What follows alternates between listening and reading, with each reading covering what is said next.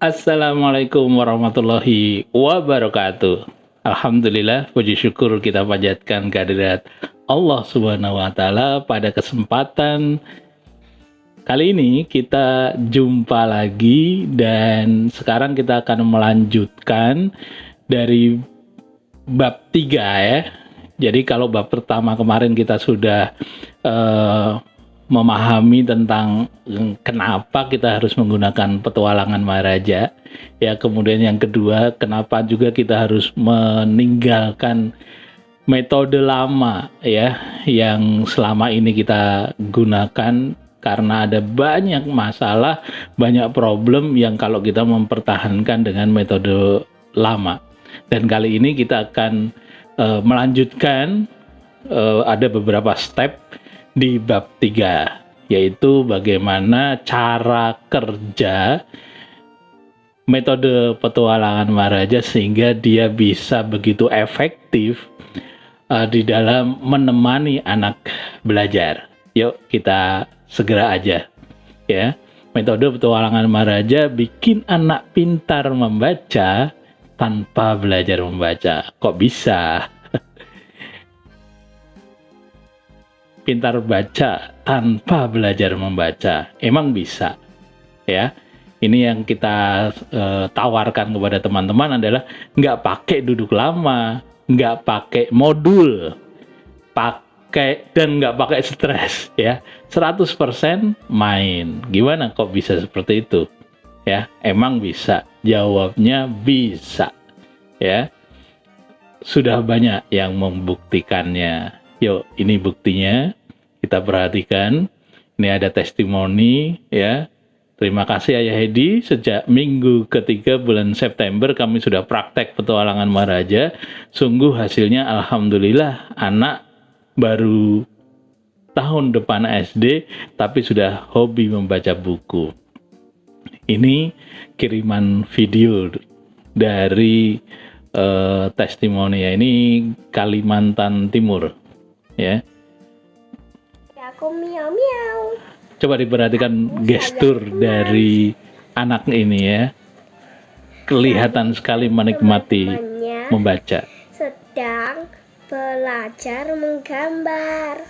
Wah, pensil warnaku tertinggal, kata Iwan.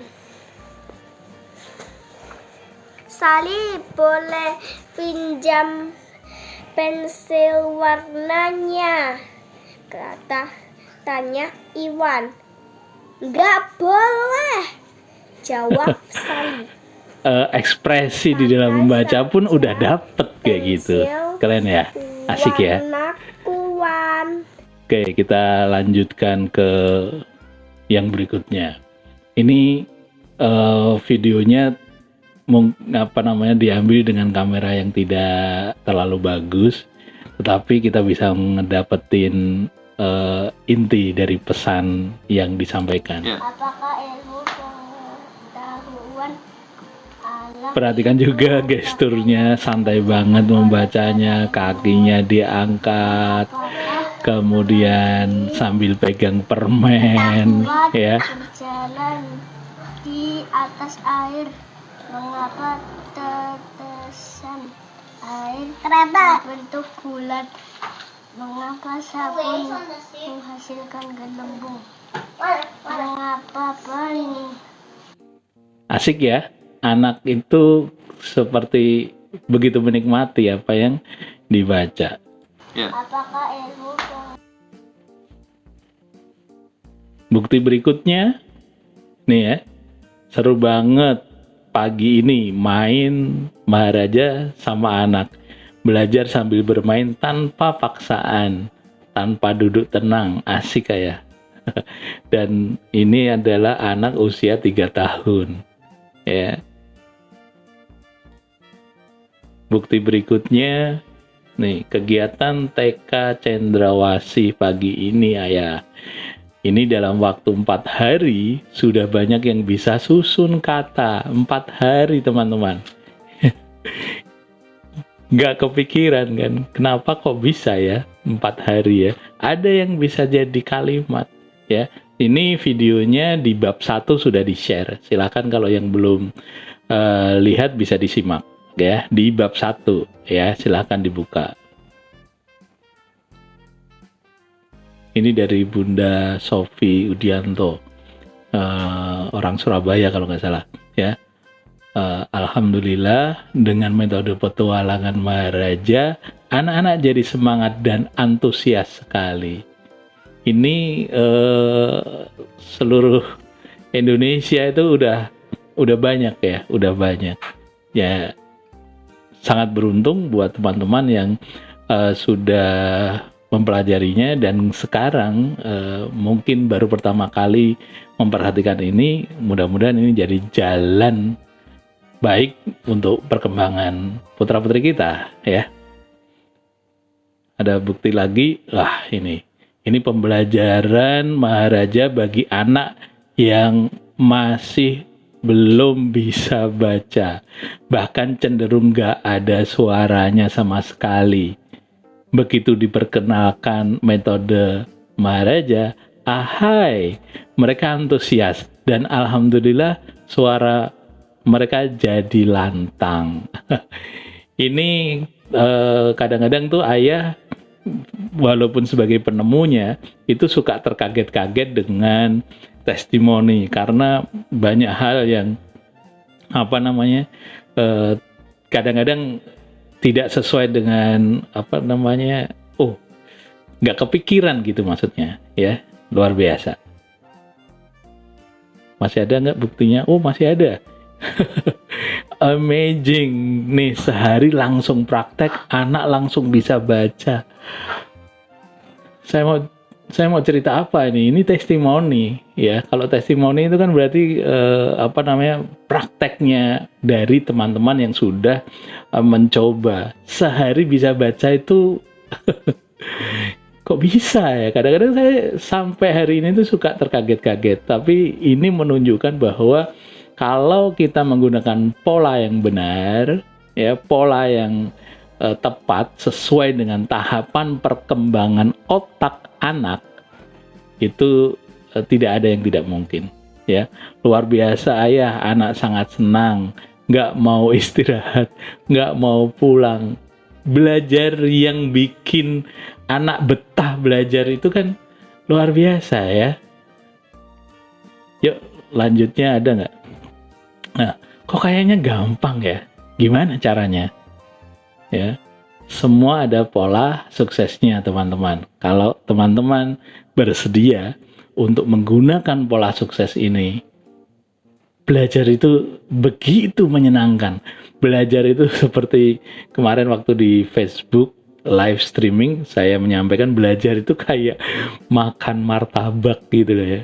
Martabak keju. Nah, coklat dikasih topping keju, enak banget ya.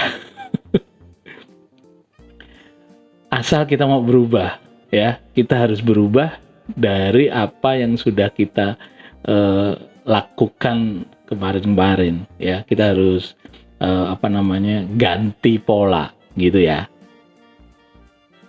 Tinggalkan cara lama, serius ini provokatif banget ya. Pakai cara baru. Caranya seperti apa? Yuk kita perhatikan pelan-pelan ya. Belajar dengan pendekatan neuroscience. Teman-teman, saya di sini tidak jelasin detail tentang neuroscience. Teman-teman bisa cari lah ya di Google kayak gitu ya, di YouTube, apa itu neuroscience. Ini tulisan neuroscience-nya yang udah di-Indonesiakan ya. Ini science ya, neuroscience, ilmu tentang saraf otak kayak gitu loh ya. Silakan teman-teman searching lah, banyak sekali informasi tentang itu. Kita tidak jelaskan terlalu detail, nanti kelamaan. Kita tuh pengennya yang instan gitu ya, betul kan? Ya kan? Oke. Jadi gampangnya omong ya, neuroscience itu kita mesti optimalkan cara kerja otak. Otak kita itu, amazing banget ya. Komputer yang luar biasa. Kalau tahu cara pakainya.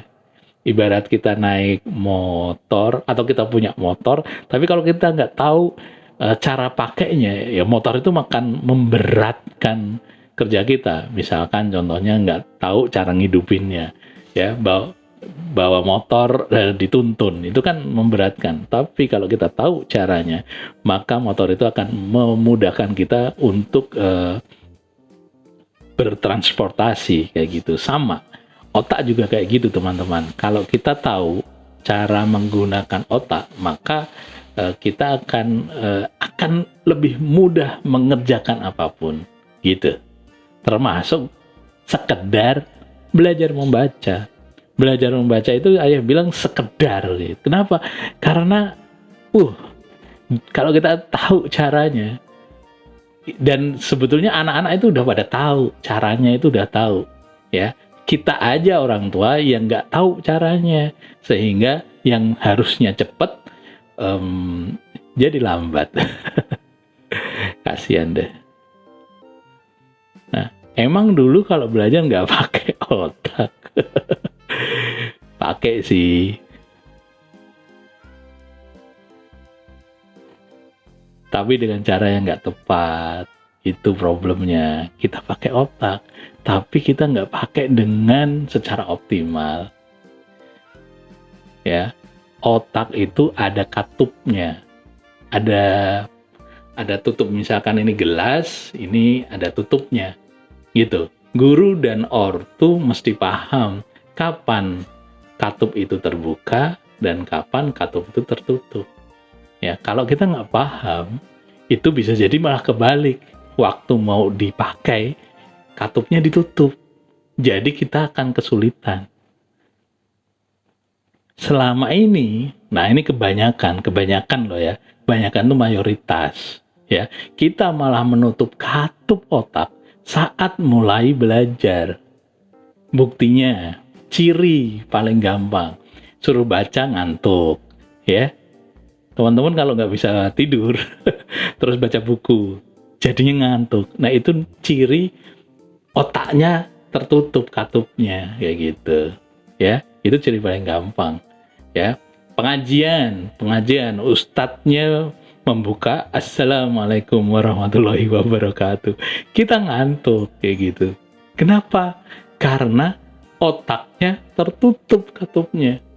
Bapak-bapak tuh, ya, sholat Jumat, khotibnya khutbah, itu kita tidak bisa menahan kantuk. Itu menunjukkan khutbah yang disampaikan itu pada kondisi otaknya terkatup atau katupnya tertutup, kayak gitu, ya. Jadi ini PR sebetulnya, PR buat kita, bagaimana ketika kita belajar itu katup otak kita itu terbuka. Bukti kalau pada saat belajar katup itu tertutup, buktinya seperti ini.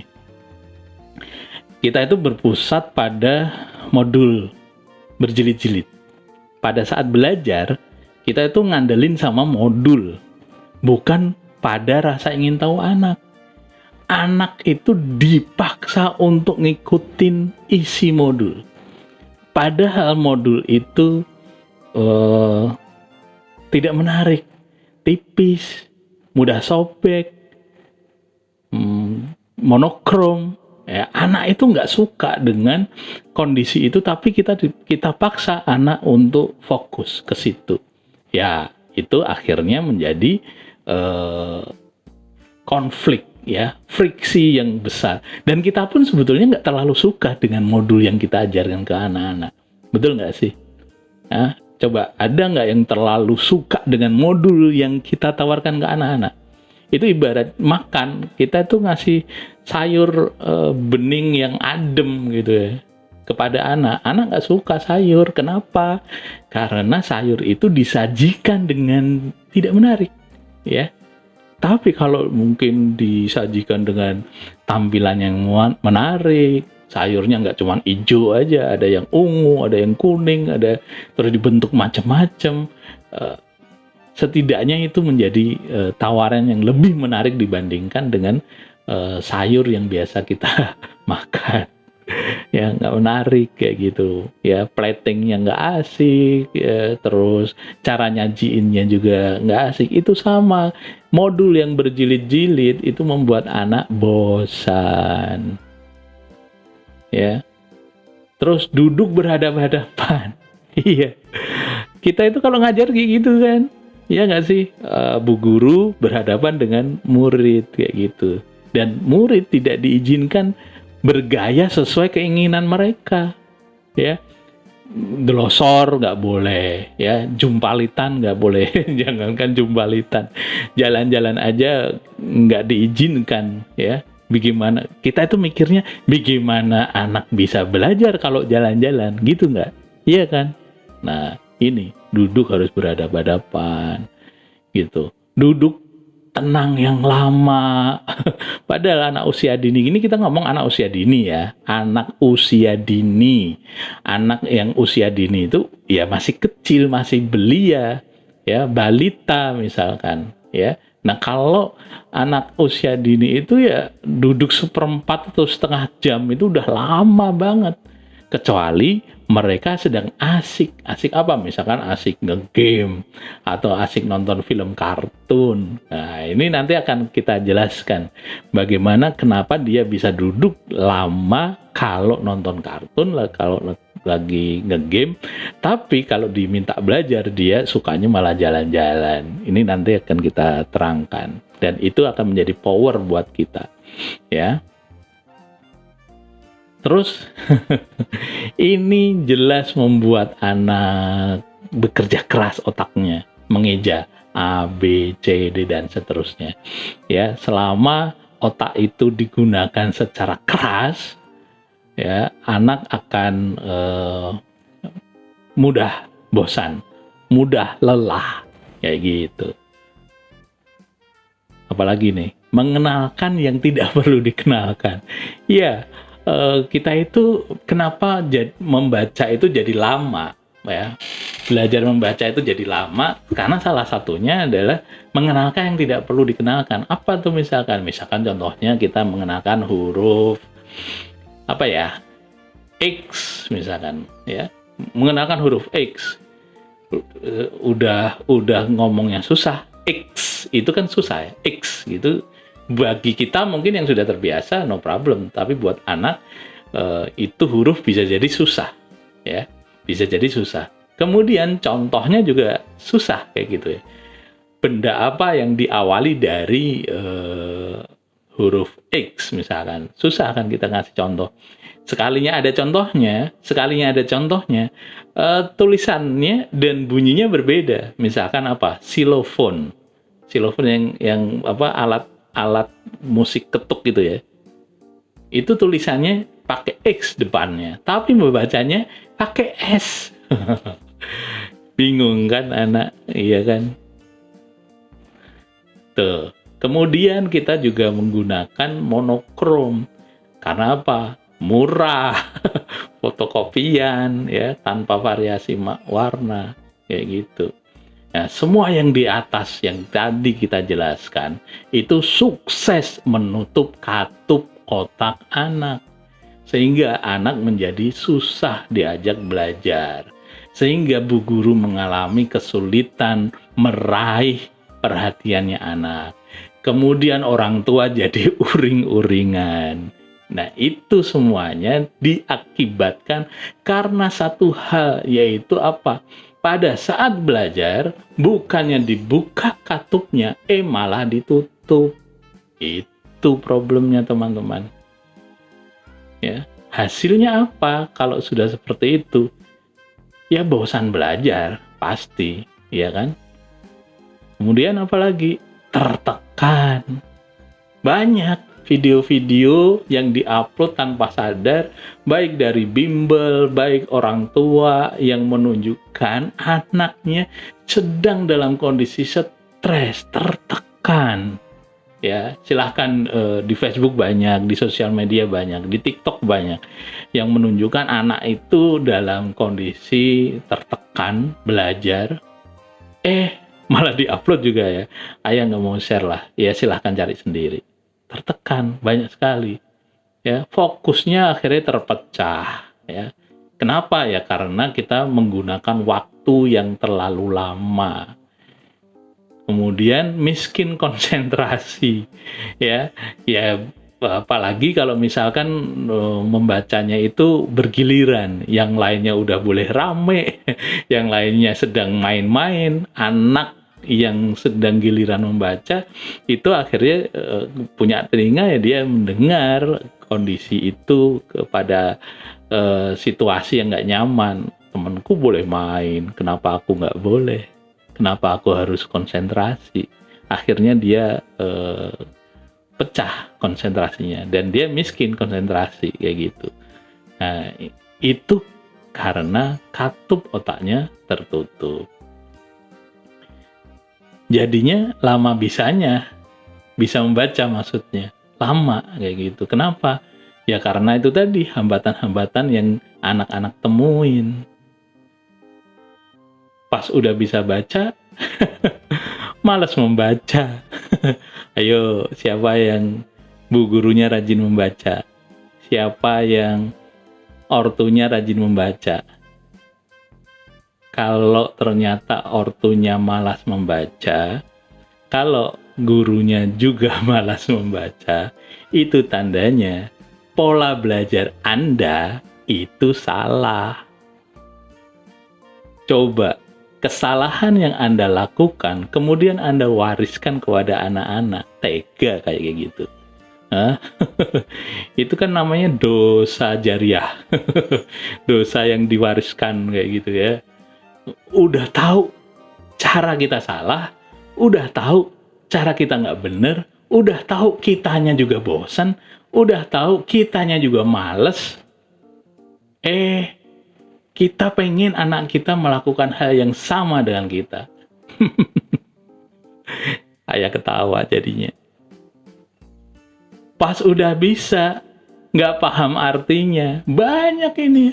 Coba dicek di level SD. Ya, level SD itu nggak cuma di kelas 1-2 loh. Di kelas 3 sampai kelas 6, ayah banyak temuin anak-anak yang ya bisa baca, tapi nggak ngerti artinya. Mereka itu blank di sini. Ini maksudnya apa sih kayak gitu? Ya, itu kenapa? Ya karena pola belajarnya nggak keliru lah gitu. Keliru. Ya. Nah, kenapa bisa terjadi? Kenapa bisa terjadi? Ya karena katup otak anak tertutup, teman-teman. Ya. Terus gimana dong? Gimana caranya membuka katup otak? Mau tahu caranya? Sambung besok ya. Ini dulu deh. Ya, ini dulu silahkan teman-teman pahami. Kenapa kita selama ini belajar itu kok susah? Ya, jangan kebanyakan. Besok kita sambung lagi ya. Oke? Assalamualaikum warahmatullahi wabarakatuh.